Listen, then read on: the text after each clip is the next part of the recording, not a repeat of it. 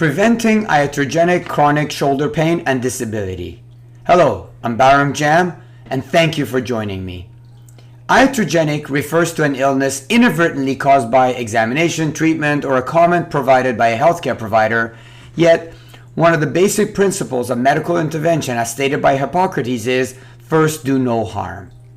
Let's talk about impingement and rotator cuff tears. Rotator cuff tears and tethering occur over time in pretty much all of us as we age. In this presentation, I fully acknowledge the existence of acute full rotator cuff tears, calcification, severe arthritic changes, where a diagnosis is essential for appropriate medical management. However, you have rotator cuff tear, an impingement syndrome, is too often willy-nilly told to vulnerable patients who present with shoulder pain. All that's needed to give that awful diagnosis is shoulder pain with arm elevation and some mostly coincidental ultrasound or MRI findings of rotator cuff tears with effusion. All healthcare providers and primary care physicians need to realize that by giving the rotator cuff and impingement diagnosis to a patient, they may have potentially doomed them to a lifetime of pain and disability. In other words, they may have unintentionally caused iatrogenic chronic pain. Let's explain BARF and V.O.M.I.T. All healthcare providers must discontinue the act of BARF, which is the bad application of radiological findings. Let's say a patient is complaining about their persistent shoulder pain. They're then referred to receive an ultrasound or an MRI. When the ultrasound or MRI report shows signs of effusion, partial thickness tears, and tendinopathies, the patient is confidently told in a gloomy voice, "Your imaging result has come back," and shows that you have shoulder impingement with partial tears, which explains your shoulder pain. The diagnosis of impingement and tears brings with it images of being vulnerable, frail, and having to live with permanent pain and progressive disability. You don't believe me? Just Google rotator cuff tear and see the images that come up, scaring the daylights out of people. I can't believe I have a rotator cuff tear and impingement. I guess I have to avoid using my arm until it gets better. I don't want it to get any worse, and I don't want to get surgery. Seriously, how can any healthcare provider be in any way confident that a patient's shoulder pain is truly related to impingement or the tear seen on an image? If all partial or full thickness rotator cuff tears resulted in pain, then 50% of us would have shoulder pain that would persist for the rest of our lives. In 1983, Dr. Charles Neer, the developer of acromioplasty, described impingement as the compression of the dorsal side of the rotator cuff beneath the anterior acromion. It is at that time when the diagnosis of rotator cuff impingement syndrome was popularized. In the 80s and 90s, the surgery became the primary treatment for this hypothesized condition. Obviously, a surgical procedure was necessary to remove or partially shave the acromion and remove the coracoacromial ligament to increase the subacromial space. Fast forward to 2020, and it turns out we were mostly inaccurate. After decades of placebo-controlled studies, the latest systematic review titled Subacromial Decompression Surgery for Adults with Shoulder Pain, a systematic review with meta-analysis. This was published in the British Journal of Sports Medicine. There was high certainty evidence of no additional benefit of subacromial decompression surgery over placebo surgery in reducing pain at 1 year following surgery.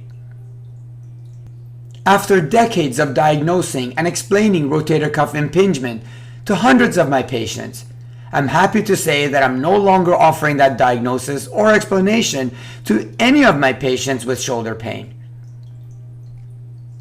I now offer them the diagnosis of rotator cuff sensitivity, or RCS.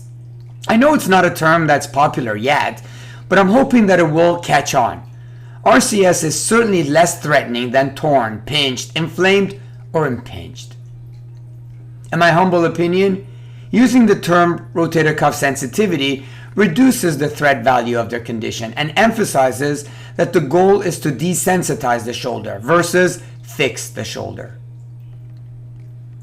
Let's do a practical test. Lift both your arms high over your head. Do it. Guess what? You just pinched all your subacromial structures, and hopefully you do not experience pain. Everyone pinches their rotator cuff when they lift their arms over their head.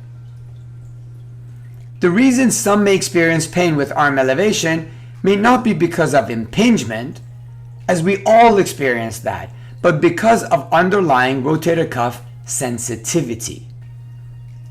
If all impingement resulted in pain, then all of us would have shoulder pain every time we lifted our arms over our head, and that's simply not true. What is true is that when people are told of impingement or tears in their shoulder, they may be less likely to use the affected arm, be more likely to use pain medications, and more likely to seek passive treatments and visit to various healthcare providers to fix their damaged shoulder. This is the shoulder section of the V.O.M.I.T poster. MRI studies of adults who have no shoulder pain show that 20% have partial rotator cuff tears and 15% have full thickness tears. In addition, in those 60 and older, 50% or half who had no shoulder pain or injury had rotator cuff tears on their MRI that they didn't even know about. A study on professional baseball pitchers showed that 40% of them had either partial or full thickness rotator cuff tears, yet had no pain while playing and remained pain-free even 5 years after the study. Translation: do not panic if your ultrasound and/or MRI shows a rotator cuff tear. It is not necessarily associated with shoulder pain. Patients must be made aware that rotator cuff tears and impingement are not a life sentence to experience pain. The truth is that shoulder pain is complex and almost always multifactorial, meaning it's not just one thing that is responsible for the pain experience. Patients must be made aware that avoiding physical activities due to fear of worsening condition can result in further loss of flexibility and strength, which can lead to greater pain experience. The best treatment strategy for anyone diagnosed with rotator cuff tears is gradual and daily exposure to non-threatening movements and activities. The worst treatment strategy for anyone diagnosed with rotator cuff tears is rest and permanent avoidance of physical activities that they once enjoyed. Here's a suggested solution.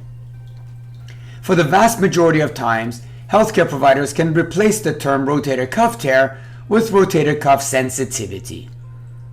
Don't tell patients this. Your imaging results came back showing you have impingement and a rotator cuff tear, which explains your shoulder pain. You need to take it easy from now on to prevent further damage to your shoulder. You may need a surgical consult. But tell patients this. Your imaging results came back showing you have some healthy age-related changes to your tendons. And the good news is that the vast majority of these changes aren't associated with pain. You need to stay active and gradually put more load on your shoulder to make it more resilient. A good physical therapist can help you with that. This is my 94-year-old grandma.